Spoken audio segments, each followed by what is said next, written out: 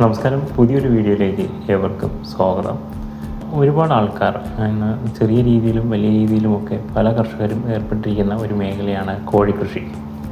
കോഴിക്കൃഷി മുട്ട ഉൽപ്പാദനത്തിന് വേണ്ടിയിട്ടും ഇറച്ചിക്ക് വേണ്ടിയിട്ടും ഒക്കെ കോഴികൾ വളർത്തുന്ന ആൾക്കാരുണ്ട്. മുട്ട ഉൽപ്പാദനത്തിന് വേണ്ടി പല ഇനത്തിലുള്ള നാടൻ ഇനങ്ങളെയും ഹൈബ്രിഡ് ഇനങ്ങളെയും ഒക്കെയുള്ള ഹൈബ്രിഡ് ഇനത്തിലുമൊക്കെയുള്ള കോഴികളെ വളർത്തുന്ന കർഷകർ ഇന്ന് ഒരുപാടുണ്ട്. അതുപോലെ ഇറച്ചിക്കോഴിക്ക് വേണ്ടിയിട്ട് കോഴികളെ വളർത്തുന്ന കർഷകരും ധാരാളമായി തന്നെയുണ്ട്. മുട്ട ഉൽപ്പാദനത്തിന് വേണ്ടി കോഴികളെ തിരഞ്ഞെടുക്കുമ്പോൾ നമുക്ക് ഏറ്റവും പ്രധാനമായിട്ടും ശ്രദ്ധിക്കേണ്ടത് നല്ല രീതിയിലുള്ള മുട്ട ഉൽപ്പാദന ശേഷിയുള്ള കുഞ്ഞുങ്ങളെ അല്ലെങ്കിൽ നല്ല മുട്ട ഉൽപ്പാദന ശേഷിയുള്ള ബ്രീഡുകളെ വേണം നമ്മൾ തിരഞ്ഞെടുക്കാൻ.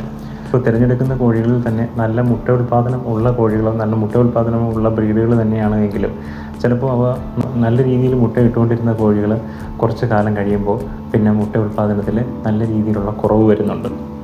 അപ്പോൾ അല്ലെങ്കിൽ മുട്ട ഉൽപ്പാദനത്തിന് കാര്യമായ ഒരു ഏറ്റക്കുറച്ചിലുണ്ടായിക്കൊണ്ടേയിരിക്കുക. ഒരു വർഷത്തിൽ 180, 200, 250 മുട്ടയൊക്കെ BB380 കാര്യം നമുക്ക് മാറ്റി നിർത്താം. ബാക്കിയുള്ള കോഴികളിൽ തന്നെയും ഒരു 150, 200 അകത്തൊക്കെ മുട്ട ഉണ്ടാക്കുന്ന കോഴികളാണെങ്കിൽ, മുട്ട ഉൽപ്പാദിപ്പിക്കുന്ന കോഴികളാണെങ്കിൽ തന്നെയും ഇത് ഒരു ഏറ്റക്കുറച്ചിലുണ്ടായിക്കൊണ്ടിരിക്കുക. കൃത്യമായ രീതിയിൽ ആ ഒരു മുട്ട വീഴാതിരിക്കുക. അതുപോലെ BB380 കോഴികളിലാണെങ്കിലും മുട്ട ഉൽപ്പാദനം ശരിയായ രീതിയിൽ കാണാതിരിക്കുക, അവരുടെ ഈൽഡ് അനുസരിച്ചുള്ള മുട്ട നമുക്ക് കിട്ടാതിരിക്കുക. അപ്പോൾ അതിനൊക്കെയുള്ളൊരു ശാശ്വതമായിട്ടുള്ളൊരു പരിഹാരം കിട്ടുന്ന, അതിന് കർഷകർക്ക് ഒരു നേട്ടം ഉണ്ടാക്കി തരാൻ സാധ്യതയുള്ള ഒരു റിസൾട്ടുള്ള 2 മരുന്നുകളെയാണ് ഇന്ന് ഈ വീഡിയോയിലൂടെ പരിചയപ്പെടുത്തുന്നത്. കോഴികളിലെ മുട്ട ഉൽപ്പാദനം പല പല ആശ്രയിച്ചിരിക്കുന്നുണ്ട്. തീറ്റയിലുണ്ടാകുന്ന മാറ്റം, തീറ്റയിലുള്ള അളവ്. കാരണം നമുക്ക് അറിയാം, കൂട്ടിലിട്ട് വളർത്തുന്ന കോഴികൾ എപ്പോഴും നമ്മളുടെ കോഴിത്തീറ്റ ലെയർ മെഷ് കൊടുക്കുന്ന സമയത്താണ് നമുക്ക് കൂടുതലായിട്ടും ഒരു മുട്ട ഉൽപ്പാദന ശേഷി കൂടുതലായിട്ടും ലഭിക്കാൻ സാധ്യതയുള്ളത്. സമീകൃതമായിട്ടുള്ള തീറ്റ നമ്മൾ നൽകിയതിന് ശേഷവും കോഴിക്ക് മുട്ട ഉൽപ്പാദനം കുറയുകയാണെങ്കിൽ അതിൻ്റെ കൂടെ സപ്ലിമെൻ്റായിട്ട് കൊടുക്കേണ്ടുന്ന പ്രോഡക്റ്റുകളെ, 2 വൈറ്റമിൻ സപ്ലിമെൻറ്റുകളെയാണ് നമ്മളിന്ന് പരിചയപ്പെടുത്തുന്നത്. നമ്മുടെ എല്ലാ വീഡിയോയിലും പറയുന്നത് പോലെ തന്നെ ഈ വീഡിയോയിലും പറയുകയാണ്, ഇതൊരു പെയ്ഡ് പ്രൊമോഷനോ അല്ലെങ്കിൽ ഏതെങ്കിലും ഒരു കമ്പനിയുടെ പ്രോഡക്റ്റിനെ ഉയർത്തി കാണിക്കാനോ വേണ്ടിയിട്ടുള്ള ഒരു വീഡിയോ അല്ല ഇത് കർഷകർക്ക് ഉപയോഗപ്രദമാകേണ്ടുന്ന രീതിയിൽ കർഷകർക്ക് വേണ്ടി ചെയ്യുന്ന ഒരു വീഡിയോ മാത്രമാണ്. ഏതെങ്കിലും കർഷകനെങ്കിലും ഈ വീഡിയോ കൊണ്ട് ഒരു ഉപകാരം ഉണ്ടാകണം എന്നുള്ള ഉദ്ദേശത്തോടു കൂടി ചെയ്യുന്ന ഒരു വീഡിയോ മാത്രമാണിത്.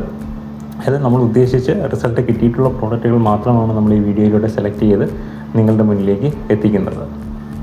വീഡിയോയിൽ 2 പ്രോഡക്റ്റുകളാണ് പരിചയപ്പെടുത്തുന്നത്. ഒന്ന് പ്രോവെറ്റ് എന്ന കമ്പനിയുടെ ഒരു പ്രോഡക്റ്റ്, 2 TTK കമ്പനിയുടെ ഒരു പ്രോഡക്റ്റ്.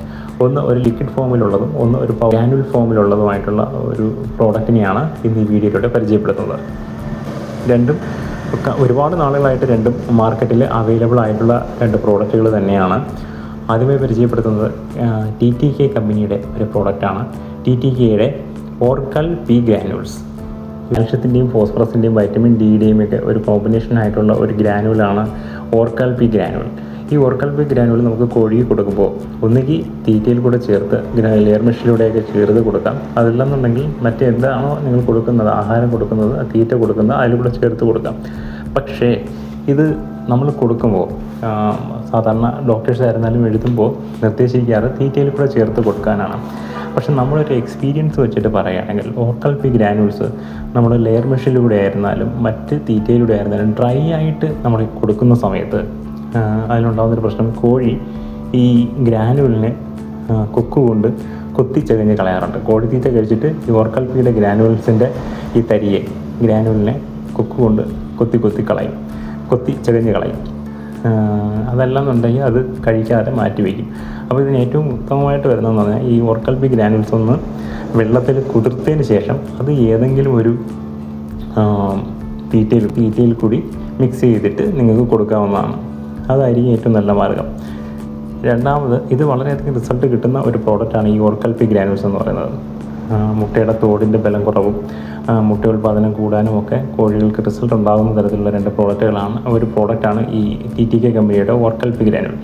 അതുപോലെ തന്നെ നമുക്ക് കൊടുക്കാവുന്ന മറ്റൊരു പ്രോഡക്റ്റാണ് പ്രോവെറ്റ് കമ്പനിയുടെ അമിനോവെറ്റ് എന്ന് പറയുന്ന സിറപ്പ്. കാൽഷ്യവും വൈറ്റമിൻ B12ഉം ലൈസീനും വൈറ്റമിൻ എയും വൈറ്റമിൻ ഇയും ഒക്കെ ചേർന്ന ഒരു സപ്ലിമെൻ്റാണ് പ്രോവെറ്റിൻ്റെ അമിനോവെറ്റ് എന്ന് പറയുന്ന ഈ ഒരു പ്രോഡക്റ്റ്. ഇതും കോഴികൾക്ക് കൊടുക്കാൻ, മുട്ട ഉൽപ്പാദനത്തിന് വേണ്ടി കൊടുത്തു കഴിഞ്ഞാൽ വളരെയധികം റിസൾട്ട് കിട്ടുന്ന ഒരു പ്രോഡക്റ്റ് തന്നെയാണ്.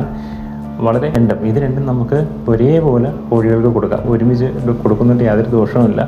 അമിനോവിറ്റും ദിവസം യൂസായിട്ട് കൊടുക്കാം. അതോടൊപ്പം ഓർക്കാൽപി ഗ്രാനുൾസും കൊടുക്കാം നല്ല റിസൾട്ട് കിട്ടാൻ വേണ്ടി. ഇനി അതല്ല രണ്ടും കൂടി ഒരുമിച്ച് കൊടുക്കാൻ ബുദ്ധിമുട്ടുള്ളവർക്കാണെന്നുണ്ടെങ്കിൽ അമിനോവിറ്റ് മാത്രമായിട്ടും കൊടുക്കാം, അല്ലെങ്കിൽ ഓർക്കാൽപി ഗ്രാനുൾസ് മാത്രമായിട്ടും കൊടുക്കാം. പക്ഷേ ഇത് രണ്ടും കൂടി ഒരുമിച്ച് കൊടുക്കാമെന്നുണ്ടെങ്കിൽ കുറച്ചുകൂടി ബെറ്റർ റിസൾട്ടിന് നല്ലതായിരിക്കും. എന്തായാലും ഈ പ്രോഡക്റ്റുകൾ നിങ്ങൾ ഉപയോഗിച്ചിട്ടുള്ളതാണെങ്കിൽ ഉപയോഗിച്ചുള്ള നിങ്ങളുടെ അഭിപ്രായം ഈ വീഡിയോയ്ക്ക് താഴെ കമൻറ്റ് ബോക്സിൽ രേഖപ്പെടുത്തേണ്ടതാണ്.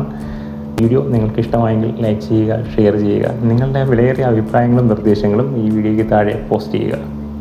നിങ്ങൾ ഈ ചാനൽ ആദ്യമായിട്ട് കാണുന്ന ആളാണെങ്കിൽ ഈ ചാനൽ നിങ്ങൾ സബ്സ്ക്രൈബ് ചെയ്യുക.